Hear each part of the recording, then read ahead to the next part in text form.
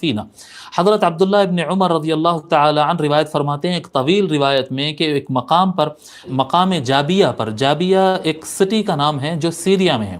وہاں پر جب حضرت سیدنا عمر بن خطاب رضی اللہ تعالیٰ عنہ پہنچے، ان کی خلافت کے زمانے میں وہ علاقے فتح ہوئے تھے نا، ان کے علاقے میں دمشق ہے، حلب ہے، اور کیا کہتے ہیں جابیہ ہے، اور فلسطین ہے، یہ سارے علاقے حضرت سیدنا عمر بن خطاب رضی اللہ تعالیٰ عنہ کے زمانے میں فتح ہوئے۔ تو جب وہ وہاں پر گئے تو مقام جابیہ میں ایک مقام پر وہ کھڑے ہوئے اور خطاب فرمایا، اور خطاب میں انہوں نے کہا یا ایھا الناس، اے لوگو، انی قمت فیکم، میں تمہارے درمیان اسی طرح سے کھڑا ہوا ہوں کہ مقام رسول اللہ صلی اللہ علیہ وآلہ وسلم فینا، جس طرح سے ہمارے درمیان حضور صلی اللہ علیہ وآلہ وسلم خطاب فرمانے کے لیے کھڑے ہوئے، جیسا آج تم سب بیٹھے ہوئے میں ممبر پر خطاب کر رہا ہوں، ایک زمانہ ایسا تھا کہ ہم سب بیٹھے ہوئے تھے اور حضور صلی اللہ علیہ وآلہ وسلم خطاب کرنے کے لیے ہمارے درمیان کھڑے تھے۔ فرماتے ہیں علیکم بالجماع، اور آقا صلی اللہ علیہ وآلہ وسلم نے کھڑے ہو کر اس وقت فرمایا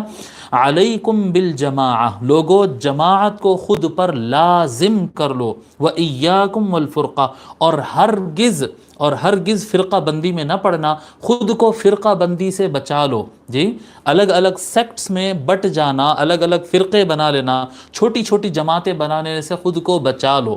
ٹھیک ہے۔ علیکم بالجماع وإیاکم والفرقہ فإن الشیطان مع الواحد، پس شیطان ایک کے ساتھ ہوتا ہے، وہو من الاثنین ابعد، ایک آدمی ہو تو اس کو شیطان زیادہ ستاتا ہے، اگر دو ہو جائے تو شیطان اس سے ذرا دور ہو جاتا ہے، یعنی جماعت جتنی بڑی ہوتی ہے شیطان کو وسوسہ ڈالنے اور بھٹکانے اتنا زیادہ مشکل ہوتی ہے، اتنا دور ہوتا جاتا ہے۔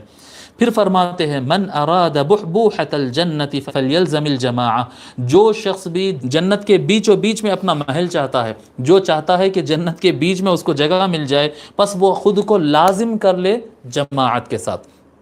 ٹوٹ کر الگ ہونے کو نہیں بلکہ جماعت کے ساتھ۔ پھر فرماتے ہیں من سرتہ حسنۃ، آقا علیہ الصلوۃ والسلام فرماتے ہیں من سرتہ حسنتہ وساءتہ سیئتہ فذلک المؤمن، جو انسان کو، پس فرماتے ہیں پس جو انسان کو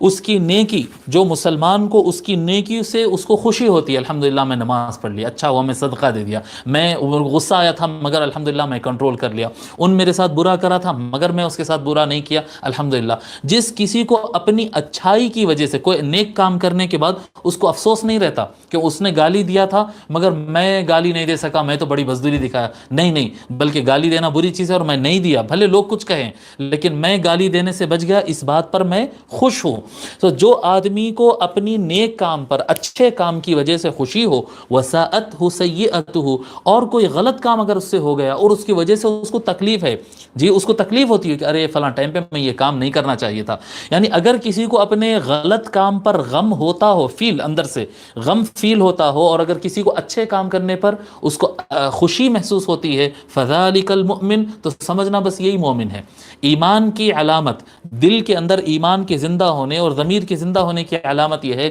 کہ جب انسان اچھا کام کرے تو اس کو اچھا فیل ہو کہ ہاں جب کبھی وہ کام یاد کرے ہاں وہ تو صحیح ہوا الحمدللہ، اور جب برا ہو تو اس کو افسوس ہونا چاہیے۔ اگر کوئی انسان غلط کام کرتا ہے اور گلٹ فیل نہیں کرتا ہے، غلط کام کرتا ہے تو کیا کریں گے، انہوں اتنا کرے تو ہم اس سے زیادہ کر کے بتاتے، ہاں کر دیے